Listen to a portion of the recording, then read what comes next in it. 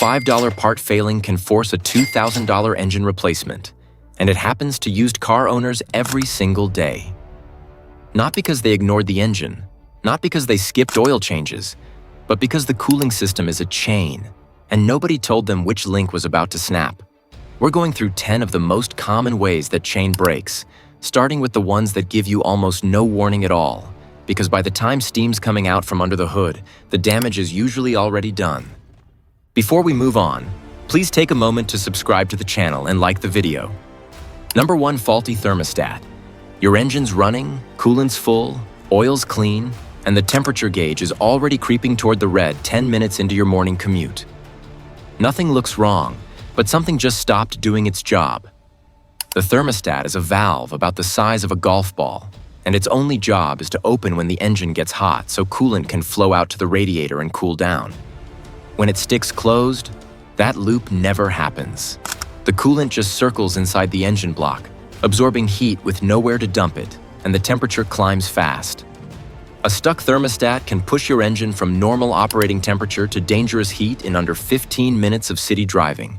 And because the part costs $8 to $20, it's almost never the first thing anyone checks. A brand new thermostat installed wrong behaves exactly the same as one that's corroded shut after years of neglect. So age alone doesn't tell you anything. Older vehicles are especially prone to this because degraded coolant turns acidic over time, and that acidic fluid actively corrodes the valve mechanism itself. The fluid that's supposed to protect the engine ends up destroying the part that controls it. Replacing a thermostat is usually a 1-hour job, and it's one of the first things a mechanic should check when a car overheats with a full coolant reservoir. A stuck thermostat that doesn't get caught fast doesn't just damage itself. It starts breaking down everything downstream. Number 2, clogged radiator. Think about a car that overheats every July but runs perfectly fine in January. The owner keeps topping off the coolant, the thermostat checks out fine, and no mechanic can find a leak anywhere. The problem is the radiator itself, slowly choking on years of internal buildup. The radiator pushes hot coolant through dozens of thin tubes surrounded by metal fins, and air moving through those fins pulls the heat out. When those tubes get coated with rust, mineral scale, or old coolant deposits, the heat transfer drops badly, so the coolant cycles back into the engine almost as hot as it left. Internal clogging is gradual, which is exactly why it's so easy to miss. Number 3, broken water pump. Most people don't realize coolant doesn't move through the engine on its own. There's a water pump driven by the engine that forces coolant through the entire system, and when it fails, circulation stops completely. Failure isn't always sudden either. A worn impeller, which is the spinning blade that actually pushes the fluid, can erode or detach from the shaft on older vehicles, so the pump spins but moves nothing. The belt turns, the housing looks dry, but inside, the impeller's just freewheeling in the coolant. Did you know that on timing belt engines, shops almost always replace the water pump at the same time? The labor to reach both parts is identical, so skipping the pump to save money usually means tearing the whole front of the engine apart again when it fails 6 months later. Number 4, cooling fan not working. You can drive at 70 miles per hour with a completely broken cooling fan and never see the temperature gauge move, because ram air does the job for you at speed.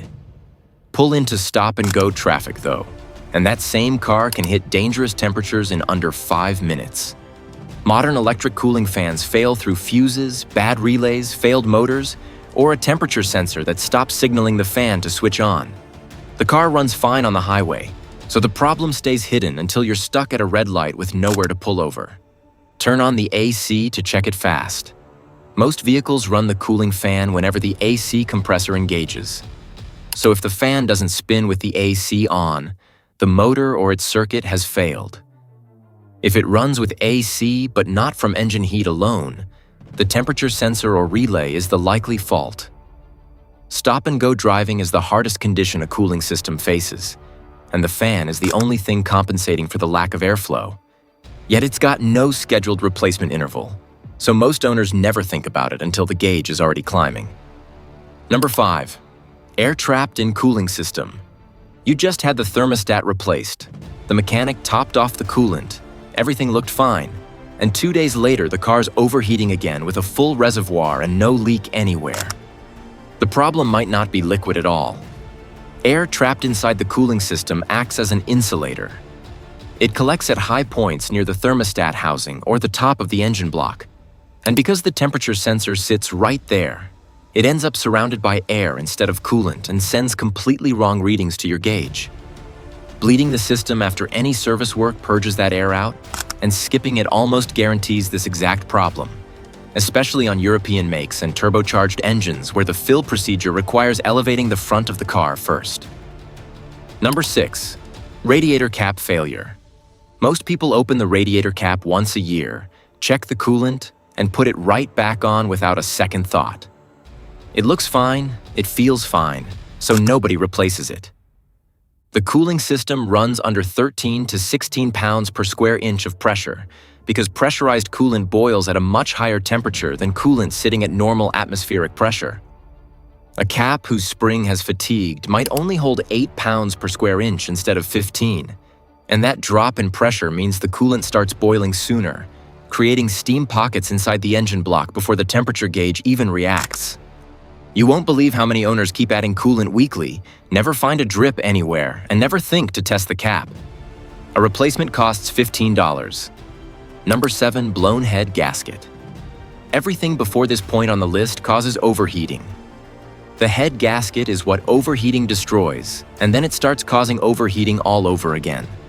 The head gasket seals combustion pressure inside the cylinders while keeping coolant out. When the engine overheats, the aluminum cylinder head warps, the gasket loses its seal, and combustion gases push into the coolant passages. That pressure forces coolant out through the overflow, which makes the engine run hotter, which makes the leak worse. White, sweet-smelling exhaust smoke, a reservoir that keeps losing coolant with no external drip, bubbles in the coolant while the engine runs. By the time those signs appear, the head's usually warped, and a $1,200 gasket job becomes a $4,000 repair. Number 8. Collapsed or leaking hoses. Rubber hoses look fine right up until they don't, and the failure mode that actually kills engines leaves no drip, no bulge, nothing visible from the outside at all. The lower radiator hose sits on the suction side of the water pump, so it experiences negative pressure while the engine runs. When the inner lining softens with age, that suction pulls the walls inward and restricts coolant flow without any external sign of collapse. Squeeze the hose cold and feel for a crackling sensation inside. Hoses also weep slowly at the clamp fittings where the rubber flexes most, losing enough coolant over weeks to cause intermittent overheating without ever leaving a puddle on the ground. Number 9. Low coolant circulation. Blockage in system. Coolant's full. Thermostat opens fine. Water pumps spinning, and the engine still overheats. No single part has failed. The passages themselves are the problem. Over years of use, coolant channels inside the engine block narrow with rust, mineral scale, and silicate gel that precipitates out of degraded coolant additives. Tap water added to the reservoir instead of distilled water accelerates this badly, and any minor head gasket weeping that pushed combustion byproducts into the coolant makes it worse. The system still circulates fluid, just not fast enough to shed heat under load. A chemical flush can dissolve soft deposits, but blockage that's built up over years sometimes needs multiple flush cycles to clear, and severely corroded passages can't be flushed clean at all. Number 10. Dirty or blocked radiator fins. The front of your radiator takes a direct hit from every bug, mud splash, cottonwood seed, and chunk of road debris that comes its way for the entire life of the car, and most owners never once clean it. A radiator that's 30% blocked on its face doesn't look dramatically different from a clean one once road grime coats it evenly, but that blockage means the coolant comes out warmer than it should on every single pass. The system handles it fine on a cool day, but running AC while climbing a grade in summer heat pushes it past what a partially blocked radiator can manage. Did you know that spraying from the front can actually push debris deeper into the fins or bend them flat? Rinsing gently from the engine side outward clears buildup without damaging anything, costs nothing, and takes 5 minutes. Yet most cars go their entire lives without it once. None of these failures happen alone. A dirty radiator makes the cooling fan work harder. A weak radiator cap drops the boiling point, so a partially restricted hose that would have been fine otherwise now causes overheating, and a stuck thermostat that nobody catches eventually warps the head and blows the gasket. One problem feeds the next. The cars that end up with thousands in engine damage from a $15 part aren't neglected. They're just owned by people who didn't know the cooling system was a chain. Check the cap, flush the coolant, feel the hoses. If your temperature gauge is running even slightly high, something's already wrong.